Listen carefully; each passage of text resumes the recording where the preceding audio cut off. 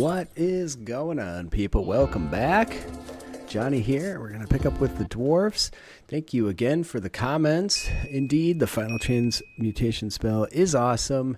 It's a lot of fun. It only works on human likes, though, so no chance of turning any large Jabba-Slythe-like creatures into gold statues. And I am actively working on the Beastmen game. These episodes take about 5 hours a pop to put together. So, yeah, to have two of these going at once is going to be a bit much. But regardless of that, we'll get there. So everybody's kind of crabby about the carcasses, and it's a non-stop problem seeing massive amounts of them. We won't have that problem in the Beastman game. They don't really care about carcasses, which is nice. So still working on expanding our area to get some more growing zone, potentially some housing space outside for the humans in the hold. And the animals continue to breed like mad because that's what they do. Regardless, we have a horse that we're chasing down here. He is mad and does, I don't know, well, she doesn't last long under those dwarven hammers, despite them being wielded by humans. So regardless, blocks are being made. Shelves are just awesome now, and we continue to make them to take up space. There's never enough places to put stuff. There's a Jabba-Slythe, so we send Hayes over. We're going to keep collecting these tongues, and at some point, mark my words, we will end up getting another magic user by consuming a Jabba-Slythe tongue. We're going to keep trying. If we do it 20 times, statistically, we'll get lucky once. So there you go. Cuthram needed an arm. He had an injury from previous times. We got him hooked up with a mechanical arm. We're overflowing our meat storage once again. And Ethan, our Beastman, does not get any magic from eating that tongue. He is immune to food poisoning, which is why I keep having him eat them. He's not immune to the chaos corruption. He will go mad from that, but whatever. It's a risk we're going to take. We probably shouldn't have him with such an awesome weapon. Should maybe get a melee dude trying to learn those spells. If we get another Ungor, maybe. Research proceeds, and at this point, it's probably decent to go for burial, but some fancy floors would be nice. Even though we're constantly short on blocks, magical delivery, we get some insect jelly showing up, along with some more slag. At some point, we're going to have to start mining a bunch of steel around. That was a quick research project. We're going to do recreation so we can make an empire loot. You can see we're also reworking our trap corridor, pushing that out so we can get some war machines up. And Hayes has some magic points. We're going to improve his direct damage spells as high as they can go, because those are the ones we use the most. And not that we don't keep a light on all the time with his light spell, but regardless, we have magic, we have a mechanical arm laying about, so a health check is in order, and it turns out Kaza needed one, so we hook her up. A heat wave strikes, so I decide to close the front gate. If we can just trap that heat outside. Another magical delivery. Randy, not so random, continues to deliver, this time with some Dunite stone blocks. That'd be nice for some variation in our construction materials. Caxi joins up at that point, and he needs to get himself a weapon. And, well, turns out we have plenty of them laying around, so we make that happen. We're going to go for armor. The humans are wearing vanilla armor, so we're going to see if we can't get them equipped with some real fancy-looking Empire army. We also do get going on our loot, and it's time to do some hunting. Instead of risking people, we're going to just try to use the grudge throwers. And you can see it's very effective. However, it does make a large pack of Muffalo into manhunters. It's a small problem, but at least there's no Scaria disease on hand, so we can, any that we take down, we can consume. Sans issue. So there you go. I get everybody inside. We can. There's some trolls that went mad as well as a part of that, but regardless, it turns out it was just trolls. Actually, it looked like the Muffalo, but they just scattered. The trolls will always get really PO'd if you assault them. So some trolls caught some collateral damage. A lot of these critters are going to die from shrapnel that hit them. So we're just going to wait it out. And when they go down, we'll head on over there and finish them off and bring them in. And with that, we can make some more rugs for the bedrooms. So that'll be nice. They're not the nicest. The Razor Gore mauls a wolf. And the humans are incapable of getting the mechanical limbs. It's a dwarven thing. So we do use the healing potions on some of the worst of the human injuries.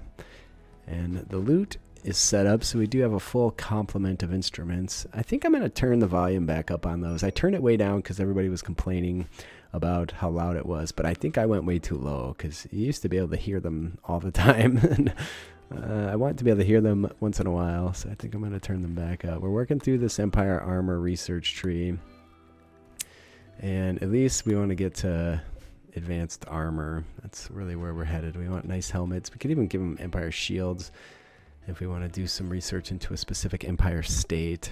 We're growing corn. As our growing zones end their jobs in the front area, we're moving them to the side. And the Razor Gore continues to provide us with food. He does get its share, but that's okay. And Gotrik and Stone Shield have a social fight, and it looks like Gotrik started it. He doesn't take any injuries, but yeah. There's some visitors coming through from the Empire of Man. They don't really have a lot, but we're going to try and sell off a bunch of the junky stuff we don't need. We have all these bows laying around. I don't know how he's going to carry them all. But that's going to be his problem. He does have a really nice bow, so we take that. An improved dwarven crossbow is better than what we have right now, and does take gold to make, which is why we haven't been making any of those types of things. Else we'd have everybody armored up to the teeth, and we don't. There's an insulting spree for Tasca. The mental breaks keep coming in. It's a little frustrating. Turtles stepping on traps. No real reason outside of the insults that have been flying around for that mental break. A little bit of hunger, but there's plenty of food around.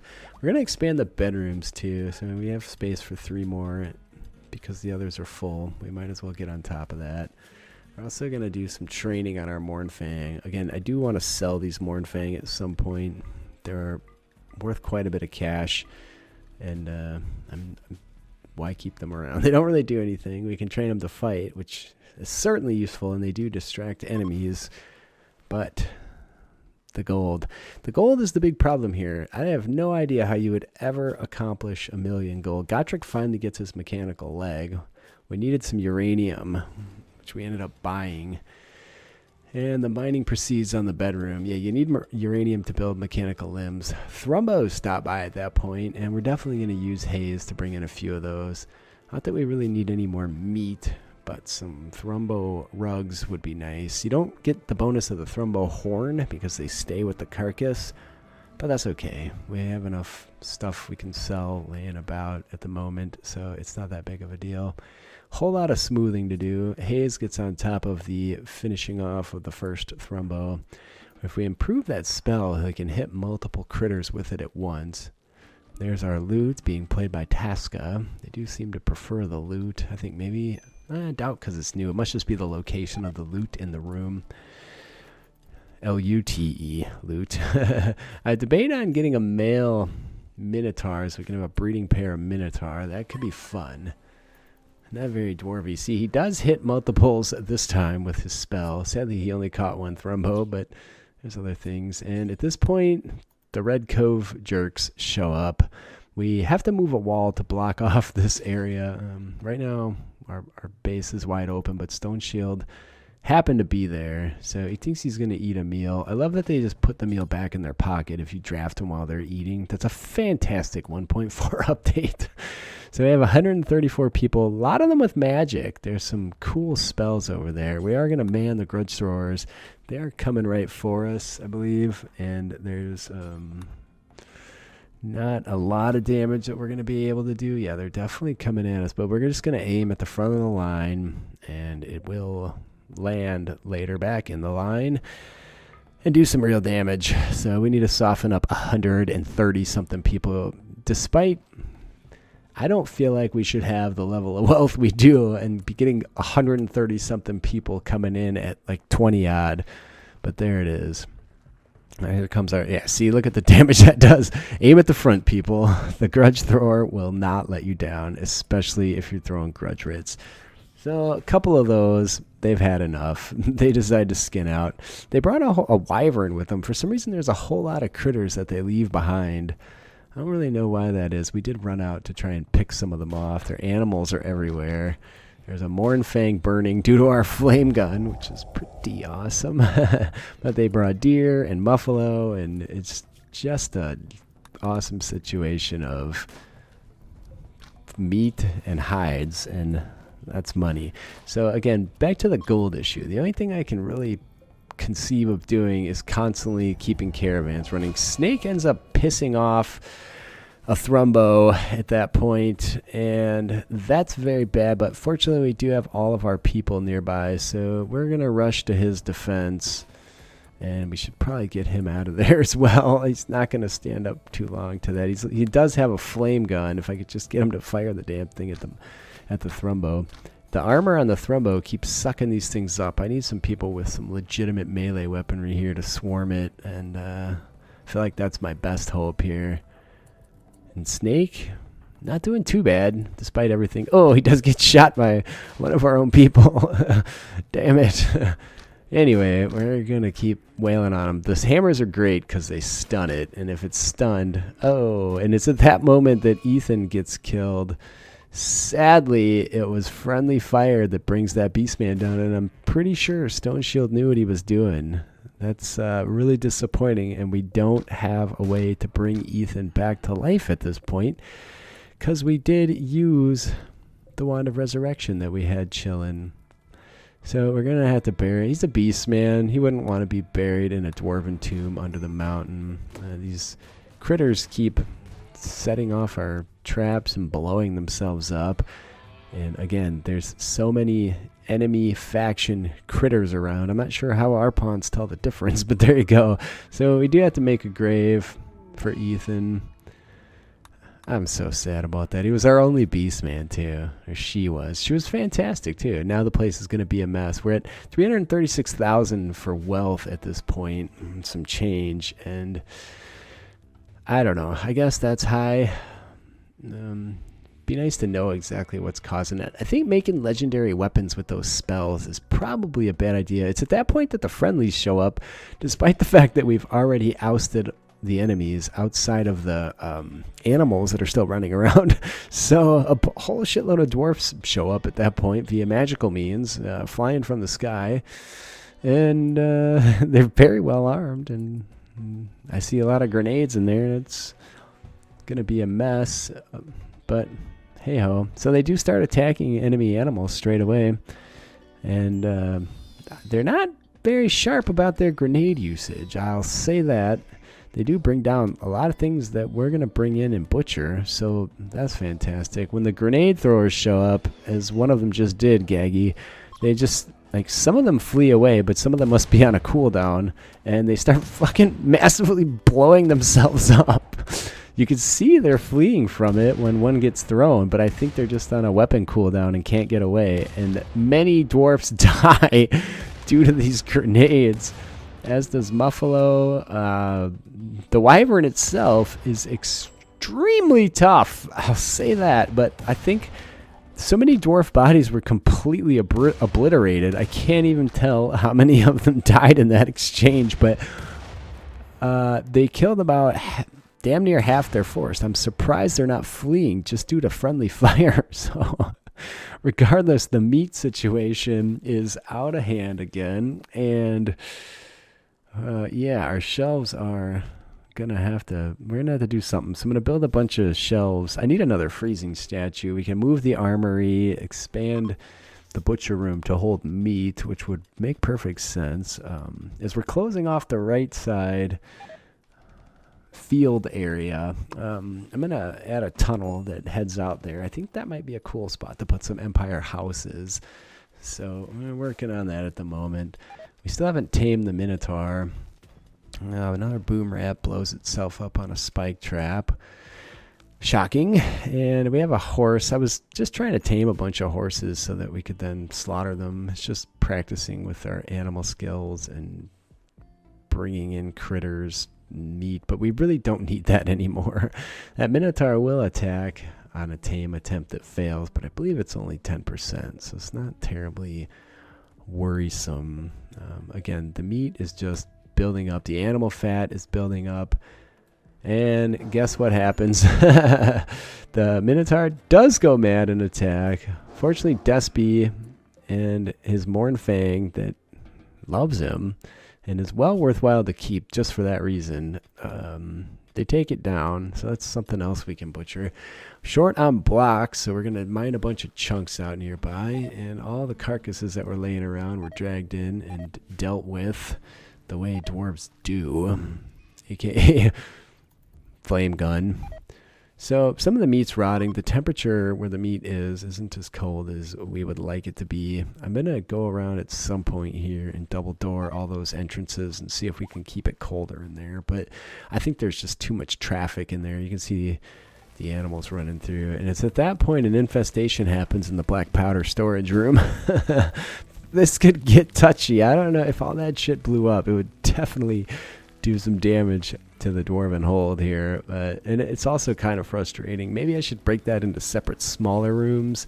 I don't know. At least the door was closed. If you don't have your doors closed, infestations will just carry on and get bigger and bigger, and we'll talk more about that next episode, but it's a real issue. So the Skaven start pouring in. There's not too many of them though, again, because their area was contained. We are blasting a lot of fire very close to some black powder, and I mean that's a little bit worrisome, but it doesn't seem like it's doing. There's nothing in here that's flammable. Those shelves will burn momentarily, and so will the sulfur. So the place probably stinks, but it won't last long. But the temperature does start to rise. You can see a flaming Skaven running into the black powder room, and the black powder does catch fire from it, being extremely flammable. So we're going to make it a #1 priority to get those fires put out before something really bad happens. It's a lot of black powder. I don't want to see that happen. It would be entertaining, mind you, but... All right, so we're shooting ourselves in the back here. Despy just took a shot square in the back from, I don't know, Caxi or Brunder, and he does end up going down. He was injured in the fight. We'll have to rescue that dude, but either way, some dwarfs show up and do battle with a Minotaur. We are gonna bring some support out there. We don't really want our allies getting killed near our place, especially when we can do something about it. Be nice to have a way to transport around the map. Between the two of them, they managed to bring it down. So, yeah, it's not a... I might have said Minotaur there. It's a Manticore, not a Minotaur. Regardless, we will try and get both of these people brought back to good health. And something else falls out of the sky in the form of 17 stone bread. Of course, there's more animals laying around just waiting to be butchered. Might just have to start dumping meat. I don't know what to do. We're just overwhelmed with the amount of meat we have. Both of those dwarfs did go down and are in the hospital. They do get tended. Despy's still down and out. And another batch of buttholes shows up, but they also have a lot of exploding animals with them. So a couple well-placed grudge writs flung over there do the job again. I don't know why that's so gratifying, but it is. You can see those explosions. Didn't do them any favors. We're going to put out the fires because there's a lot of wealth laying there. If we could just get ourselves out on the world map and do some trading for gold. I've tried to finish that sentence 5 times, and I think that's going to have to be the way we go. We do get a trader, but outside of buying a bunch of the cheap crap we've taken off people, and he does have a nice crossbow, so we take that off his hands. Maybe we just need another room in this area for carcass burning. Some ogre tribe traders show up at that point, and awesome thing about the ogres is that they're always slavers. So I see some dwarfs mixed in there. We'll have to send somebody, typically Kaza, over there. One of the dwarfs that we were helping to recover does get up and get off the map, and there's lots of options for slaves. We buy 3 people this time, setting them free, making them ours. We also spend a lot of money. We buy a really nice magical sword, Gold sigil sword. We're going to need some new beds, so I get some placement for that. We do have spots for 2 of the new people, so one of these beds will be required immediately. At least the bedrooms were smoothed and finished, and it's high time we made an area for training. I'm going to make a room for practicing shooting and a room for practicing melee, and we'll just let people train as they will. So again, we've come a long way. We're on to advanced blasting. I do want to explore, since we have so much black powder, why not explore some of the blasting stuff in this episode? That would be fantastic. And the carcass door was left open, and the carcass smell is permeating outside. That's going to be about it for today as the bodies burn. We've made some massive progress. We've enclosed some new areas. We've gained 3 people and taken out a mountain of foes. We've seen friendlies destroy themselves. What a day. I appreciate you guys being here. We got some potions to use. We have a love potion. See if we can get some people to finally couple up. We haven't had any natural couples. But anyway, I love you guys. Leave me a like and a comment. I'll see you next time.